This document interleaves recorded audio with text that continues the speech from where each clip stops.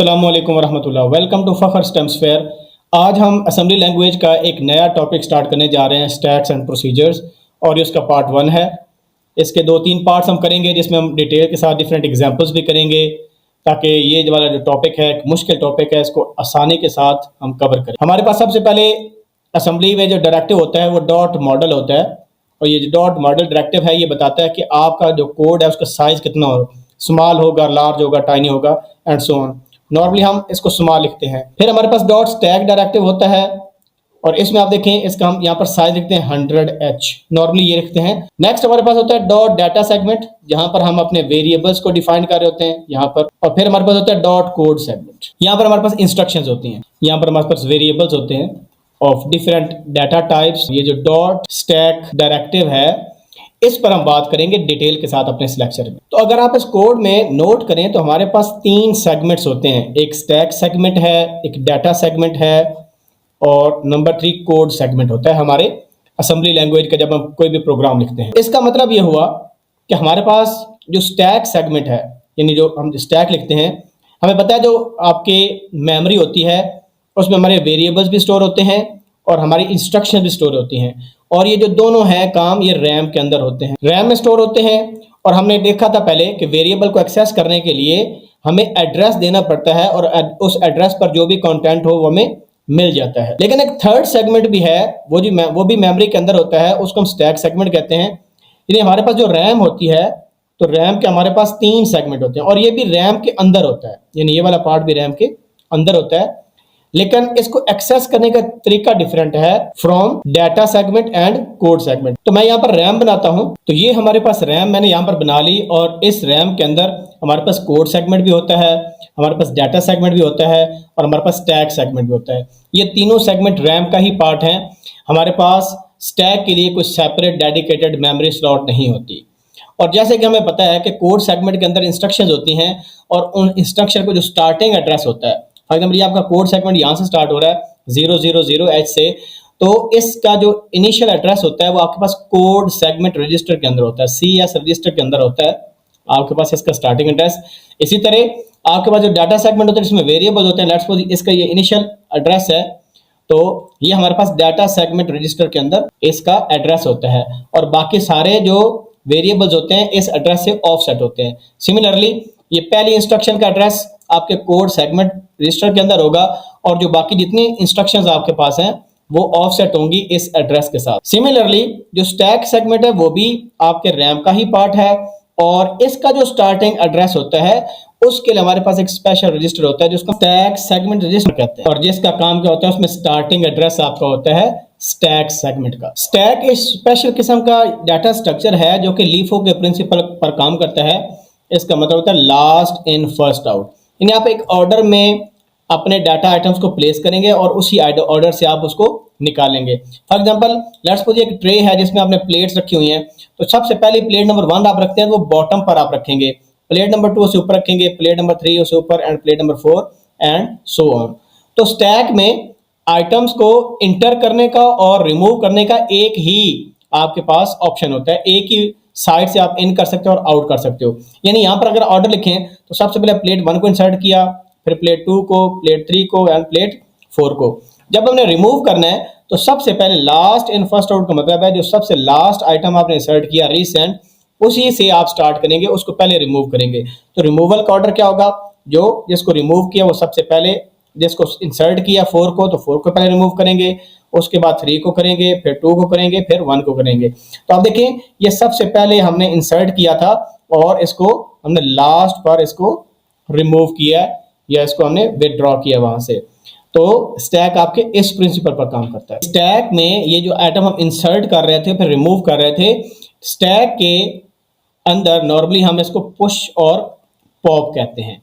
जब हम कोई आइटम पुश करते हैं तो हम इंसर्ट कर रहे होते हैं, और जब पॉप कहते हैं तो हम पुल कर रहे होते हैं, उसको रिमूव कर रहे होते हैं। तो स्टैक का आगे जो काम होगा ना वो होता है टेम्पररी स्टोरेज डाटा स्ट्रक्चर होता है। इसमें हम जब आगे हम फंक्शंस कॉल देखेंगे, जब हम प्रोसीजर्स पढ़ेंगे, प्रोसीजर में आपके लोकल वेरिएबल्स होते हैं।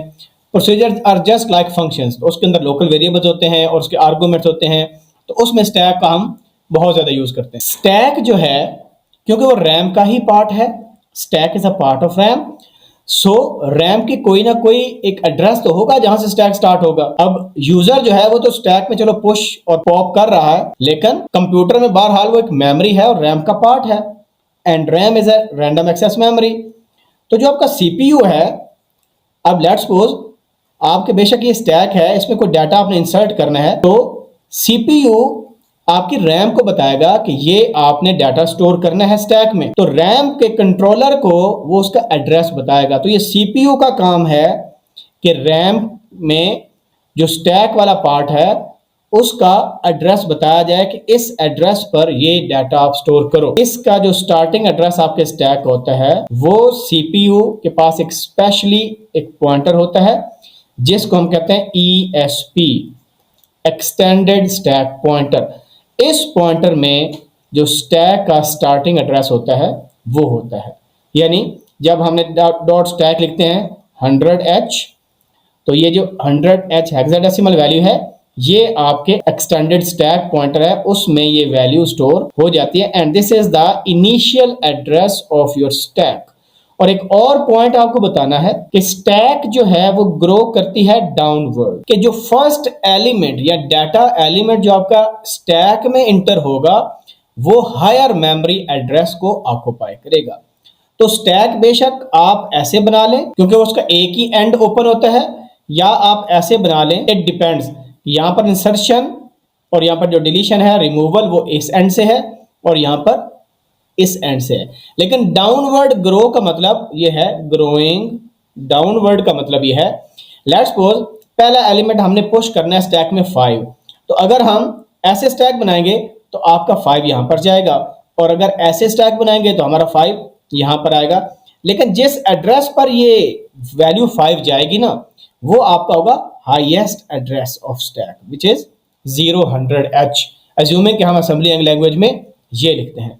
तो अगर आप ऐसे स्टैक बनाओगे तो ये वाला जो एड्रेस होगा ये 0100H होगा। अब ये जो एक्सटेंडेड हमने स्टैक पॉइंटर लिखा ये 32 बिट्स का होता है, यानी 4 बाइट्स का होता है।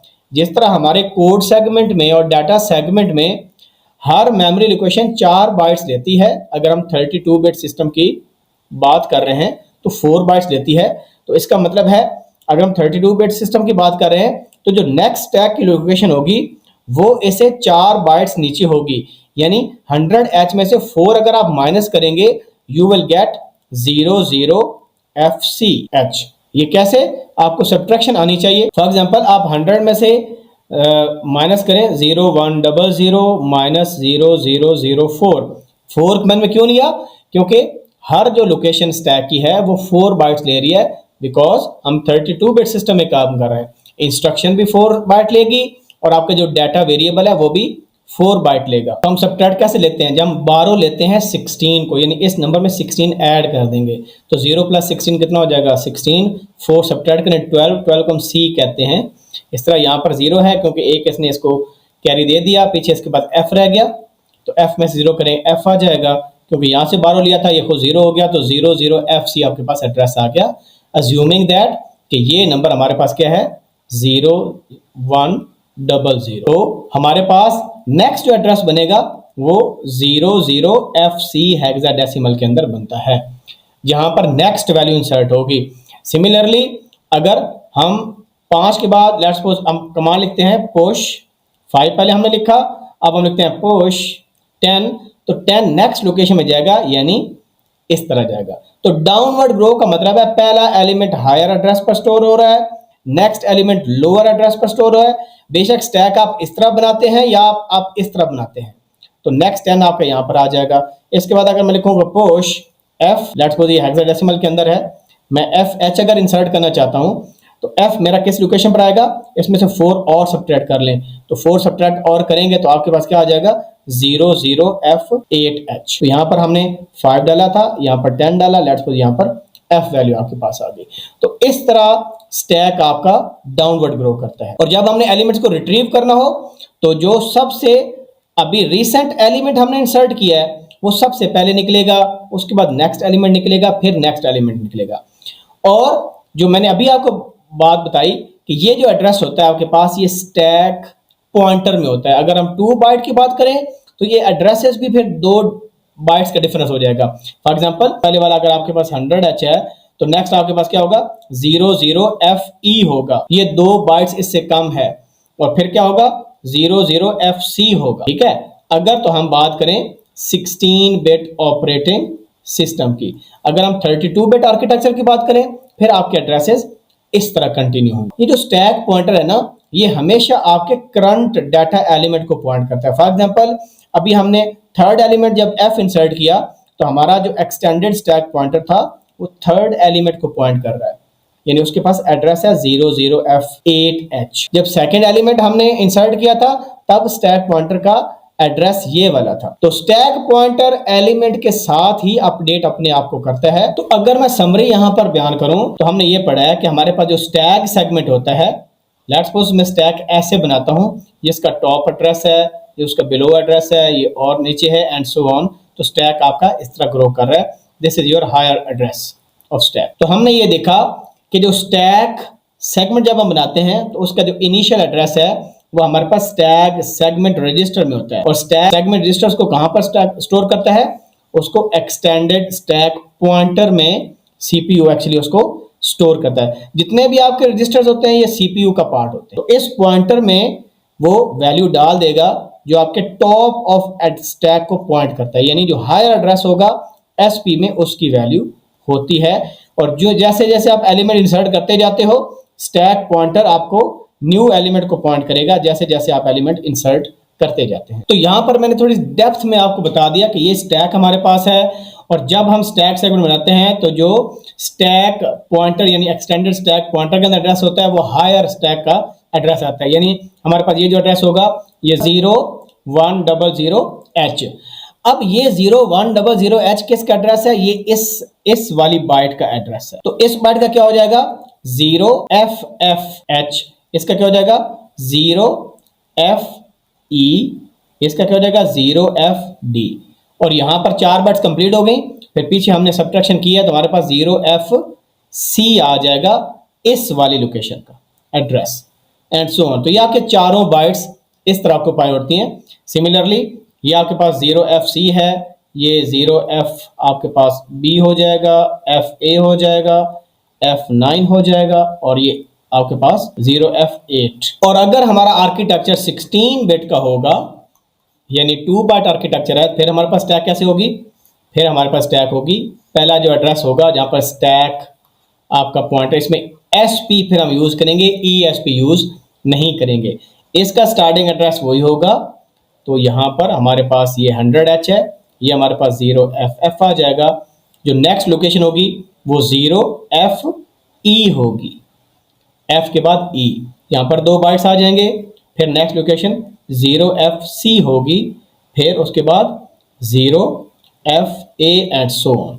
तो इस तरह 16 बिट आर्किटेक्चर के अंदर यानी अगर हम पहला एलिमेंट इंसर्ट करेंगे वो इस लोकेशन पर आएगा, पहला एलिमेंट इस लोकेशन पर, नेक्स्ट एलिमेंट आपका इस लोकेशन पर आएगा और आपका स्टैक पॉइंटर की पोजीशन अपडेट होती जाएगी।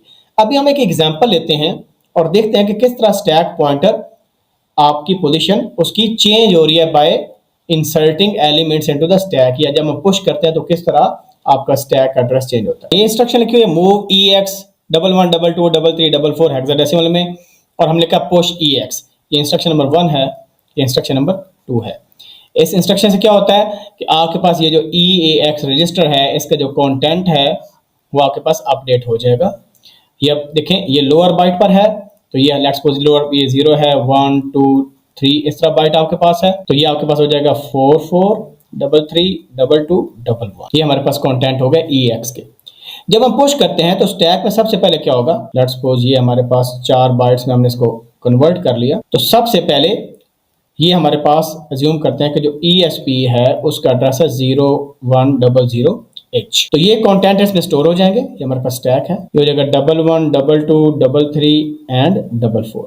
हमें पता है ये सबसे हायर एड्रेस है, ये उससे लोअर बाइट है, ये लोअर बाइट है, ये उससे लोअर है। तो जो आपकी लीस्ट बाइट है वो सबसे कम एड्रेस पर स्टोर होगी। तो ये हमारे स्टैक पर पुश हो गया। फॉर एग्जाम्पल हम यहाँ पर एक और इंस्ट्रक्शन लिखते हैं पुश, और इसी को हम रिपीट करते हैं। अब एक्चुअली होगा क्या, जब भी पुश इंस्ट्रक्शन रन होती है आपके, तो सबसे पहले जो आपका स्टैक पॉइंटर होता है ये डिक्रीमेंट होगा by 4 bytes because we are using 32 bit system architecture.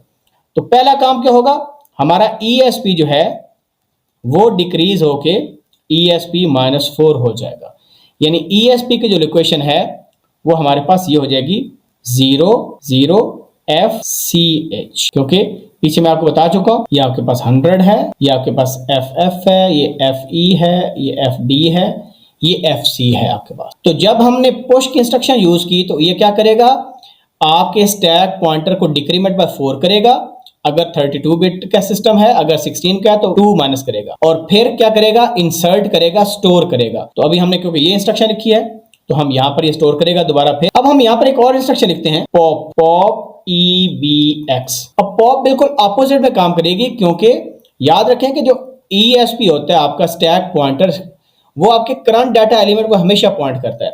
जब हम पॉप करेंगे तो EBX में कुछ भी नहीं पड़ा, तो ये देखेगा कि ESP की करंट लोकेशन क्या है, करंट लोकेशन ये है, ये इसको रीड करेगा।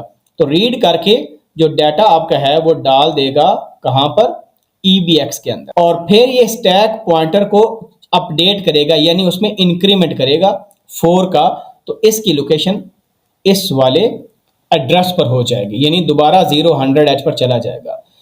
तो पॉप क्या कर रहा है, पहले डाटा को फेच कर रहा है, और फेच करने के बाद आपके स्टैक पॉइंटर को इंक्रीमेंट करता है। तो ये स्टोर कर रहा है और साथ डिक्रीमेंट कर रहा है पुश, और पॉप क्या कर रहा है, पहले फेच कर रहा है और फिर इंक्रीमेंट कर रहा है। तो इस तरह आपका स्टैक काम करता है। तो अभी इसका मतलब है कि हमारा जो ESP है वो इस लोकेशन पर 100H पर पॉइंट कर रहा है। इसका मतलब है this is our current data element. तो एक दफा और पॉप आप करेंगे, फॉर एग्जांपल आप लिखेंगे पॉप EDX, तो DX के कंटेंट ये हो जाएंगे और आपका स्टैक क्या हो जाएगा, एम्प्टी हो जाएगा। तो इस पूरे लेक्चर में हमने देखा कि किस तरह स्टैक की ऑर्गेनाइजेशन होती है, वो किस तरह आपके पास स्टैक सेगमेंट जो है रैम में किस तरह उसको एक्सेस किया जाता है, वो डाटा सेगमेंट और कोड सेगमेंट से किस तरह डिफरेंट है। हमने डिटेल एग्जांपल बताई, उसमें लीफो का प्रिंसिपल होता है, पुश किस लिए होता है, स्टोर करने के लिए, पॉप रिट्रीव करने के लिए, फेच करने के लिए होता है, और किस तरह आपका स्टैक पॉइंटर के अंदर जो है एड्रेस होता है करंट एलिमेंट का। और नेक्स्ट लेक्चर में हम इंशाल्लाह डिटेल से मजीद एग्जांपल देखेंगे इसको अंडरस्टैंड करने के लिए, और हम जो बेस पॉइंटर है उसका भी यूज़ करेंगे कि इसका यूज़ करके किस तरह हम स्टैक में इसकी हेल्प से जो लोकल वेरिएबल्स हमारे हैं या जो आर्गूमेंट्स होते हैं फंक्शंस के, उसको एक्सेस कर सकते हैं। मिलते हैं नई वीडियो के साथ, अपना ख्याल रखिए, अल्लाह हाफ़िज़ नासिर।